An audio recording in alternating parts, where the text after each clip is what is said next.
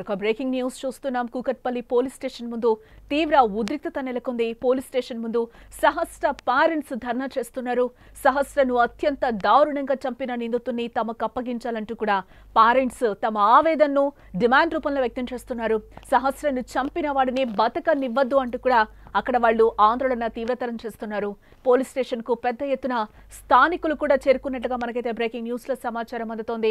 Kukatpally police station ముందు తీవ్ర ఉద్రిక్తత నెలకొందని చెప్పుకోవచ్చు. కూకట్పల్లిలో సహస్రను అత్యంత దారుణంగా హత్య చేసిన నిందితుడిని అప్పగించాలి అంటూ కూడా కుటుంబ సభ్యులు నిరసన వ్యక్తం చేస్తున్నారు. వారికి మద్దతుగా పెద్ద సంఖ్యలో స్థానికులు కూడా అక్కడికి తరలి వస్తున్నారు.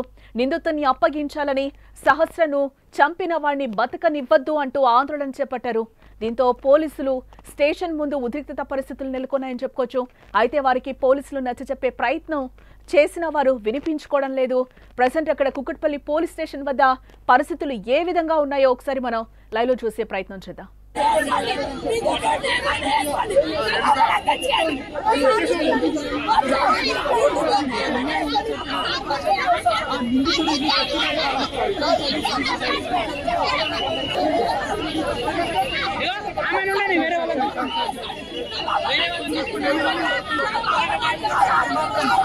ఆమె తల్లి అలాగే కుటుంబ సభ్యులు కూడా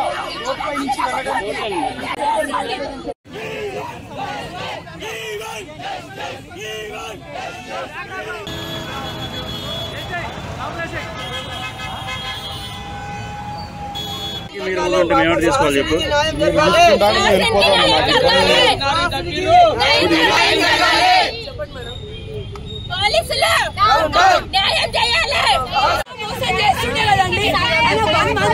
రాసుకున్నాడు ఫ్యామిలీ మొత్తం చెప్పిన ఊరుకునే వాళ్ళు అందరూ పోలీసులు ఊరుకుంటారా?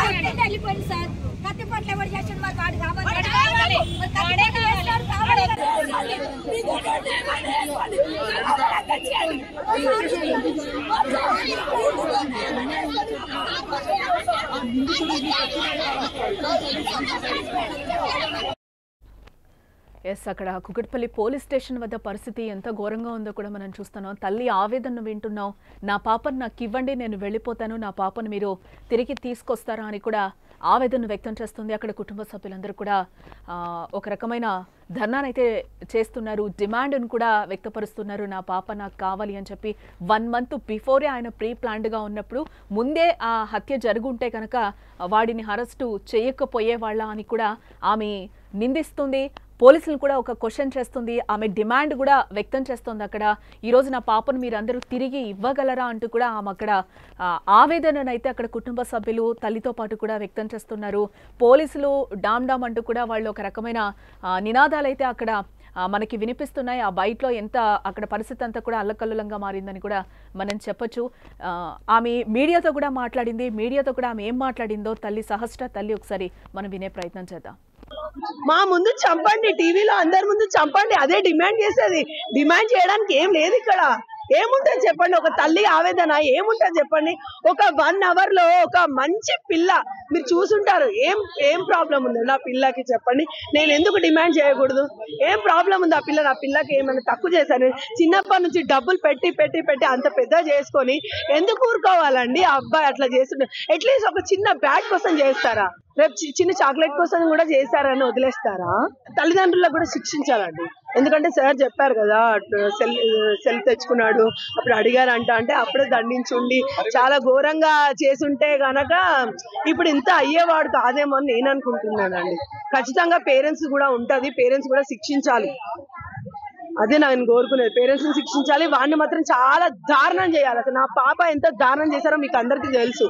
నేను చెప్పాల్సి స్కూల్ టీచర్ మా బాబు కూడా చదువుతున్నారు. మీరు వెళ్ళి ఇంటర్వ్యూ తీసుకోండి, ఎలా ఉంటాడు ఏంటి వాళ్ళు కూడా చూస్తుంటే పేరెంట్స్ కి చెప్పాలి కదా. ఇప్పుడు పేరెంట్స్ కాకపోతే టీచర్స్ కైనా తెలుస్తుంది మెంటాలిటీ ఏంటి అనేది. అబ్బాయి చదువుతున్నాడా, వస్తున్నాడా లేదా అని తెలుస్తుంటది. సో పేరెంట్స్ అయినా ఇన్ఫార్మ్ చేయాలి కదా, చుట్టుపక్కల వాళ్ళకి కావచ్చు. కానీ పేరెంట్స్ కి చెప్పుంటే వాళ్ళని దండించలేరా అని నేను క్వశ్చన్ చేస్తున్నానండి. ఒక యాజ్ ఏ పేరెంట్ గా నేను క్వశ్చన్ చేస్తున్నా. ఫోన్ కూడా ఇంతకుముందు తెచ్చాము, అడిగాము. అసలు ఎక్కడి నుంచి వచ్చిందని అడిగారని చెప్పారు కదా. చెప్పారా చెప్పలేదా? విన్నారా మీరు? సార్ చెప్తున్నారు కదా ఫోన్ కూడా వచ్చిందని వాళ్ళ మమ్మీ చెప్పారు, ఎంక్వైరీ చేస్తూ చెప్పారు అన్నారు. మరి వాళ్ళ మమ్మీ ఫోన్ తెచ్చినప్పుడు అప్పుడే ఖండించుంటే ఈ పరిస్థితి వచ్చేదా అని నేను మిమ్మల్ని అడుగుతున్నాను. వేసినప్పుడు అప్పుడైనా అర్థం కావాలి కదా, అంత చిన్న బాబే ఎందుకు ఇవ్వాలి అని అన్నప్పుడు, అంత పెద్ద బాబు ఆ పిల్ల ఎదురు తిరిగినప్పుడు ఎందుకు చేయాలి? అంత అవసరం ఏముంది? బ్యాట్ కోసం కావచ్చు, ఆ పిల్ల ఎదురు తిరిగినప్పుడు వెళ్ళిపోవాలి కదా, వెళ్ళిపోకుండా అంత దారుణం ఎందుకు చేయాలి? ఎందుకు చంపాలి అన్న ఆలోచన ఎందుకు రావాలి? అసలు ఎందుకు చూడాలి ఫోన్లు? ఒక ఫోన్ తెచ్చినప్పుడు పేరెంట్స్ ఎందుకు అడగలేదు? అది నాకు కావాలి. పేరెంట్స్గా ఒక పేరెంట్ అండి, ఇప్పుడు నేనే కావచ్చు, ఒక వస్తువు కావచ్చు, ఒక ఆడుకునే పావులు కావచ్చు తెచ్చుకుంటేనే వేరే వాళ్ళది ఎందుకు తెచ్చుకుంటున్నా? మనకు ఖండించుంటే ఈడి వరకు రారు కదండి ఎవరైనా. ఒక ఫోన్, అంత పెద్ద ఫోన్ తెచ్చుకున్నప్పుడే వాళ్ళ మమ్మీ ఖండించలేదా చెప్పండి? సార్ చెప్పారు, నెక్స్ట్ టైం అడిగాము నువ్వేమో చేసావా అని వాళ్ళ మమ్మీ అన్నది అని చెప్పారు. అంటే నెక్స్ట్ టైం పేరెంట్స్కి తెలీదా సార్? సో మీడియాతో కూడా సహస్ర తల్లి ఏం మాట్లాడారో మనం వింటున్నాం. ఖచ్చితంగా వాడిని శిక్షించాలి, టీవీలో అందరూ చూసేలాగా అతన్ని శిక్షించాలి, మేము దాన్ని చూడాలి అంటూ కూడా ఆమె ఆవేదన వ్యక్తం చేస్తుంది. చాలా కోపంతో కూడా మీడియాతో మాట్లాడుతున్న సిచ్యువేషన్స్ అక్కడ మనకి కనిపిస్తున్నాయి. చిన్న దొంగతనం, ఫోన్ తీసుకొచ్చినప్పుడే ఎందుకు ఇంట్లో పేరెంట్స్ ఖండించలేదు? తల్లిగా ఆమె ఏం చేస్తుంది? ఖండించాల్సిన అవసరం ఎంతైనా ఉంది కదా అని ఆమె మీడియా ముఖంగా అడుగుతుంది.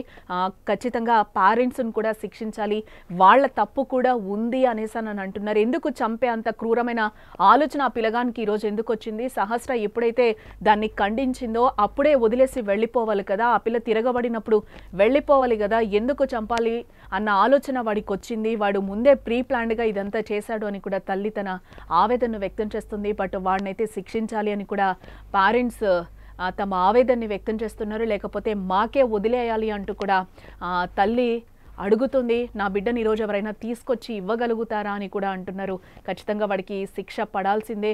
ఈరోజు మీరు పోలీసులు ఎందుకు వదిలేస్తున్నారని కూడా పోలీసులను కూడా ఆమె మీడియా ముఖంగా క్వశ్చన్ చేస్తుంది. ఒక బ్యాట్ కోసం ఈరోజు ఇంత చేశాడంటే ఒక చాక్లెట్ కోసం చేసినా కూడా మీరు ఇట్లే వదిలేస్తారా అని కూడా మీడియా ముఖంగా పోలీసుల్ని క్వశ్చన్ చేస్తుంది సహస్ర తల్లి. 2 తెలుగు రాష్ట్రాల వ్యాప్తంగా కూడా సహస్ర హత్య కేసు సంచలనంగా మారిందని మనం చెప్పుకోవచ్చు. ఈ కేసుకు సంబంధించి పోలీసులు కూడా కీలక విషయాలైతే వెల్లడిస్తున్నట్లుగా తెలుస్తోంది. బ్యాట్ కోసమని బాలిక ఇంట్లోకి నిందితుడు కత్తితో వచ్చి కిరాతకంగా హత్య చేశాడని కూడా పోలీసులు చెప్పిన విషయం మనకి తెలిసిందే. న్యాయం చేయాలని పోలీస్ స్టేషన్ ఎదుట పేరెంట్స్ కూడా బైఠాయించారు. న్యాయం చేయాలని, నిందితుడిని కఠినంగా శిక్షించాలని కూడా కుటుంబ సభ్యులు ఆగ్రహం వ్యక్తం చేస్తున్నారు. సహస్రను చంపిన బాలుని తమకు అప్పచెప్పాలని కూడా డిమాండ్ చేస్తున్నారు కుటుంబ సభ్యులు. తన కూతుర్ని హత్య చేసినట్టే అతన్ని కూడా శిక్షించాలని కూడా పెద్ద ఎత్తున నినాదాలు చేస్తున్నారు. అన్యాయంగా తన బాలికను, తన బిడ్డను చంపేశాడంటూ కూడా ఆగ్రహం వ్యక్తం చేస్తున్నారు. పోలీసులు సంఘటనా స్థలానికి చేరుకున్నారు. పరిస్థితిని అదుపులోకి తీసుకొచ్చేందుకు ప్రయత్నం చేస్తున్నారు. బట్ అక్కడ ఇప్పటికే సహస్ర పేరెంట్స్ను కూడా అదుపులోకి తీసుకున్నట్లుగా మనకైతే బ్రేకింగ్ న్యూస్లో సమాచారం అందుతోంది.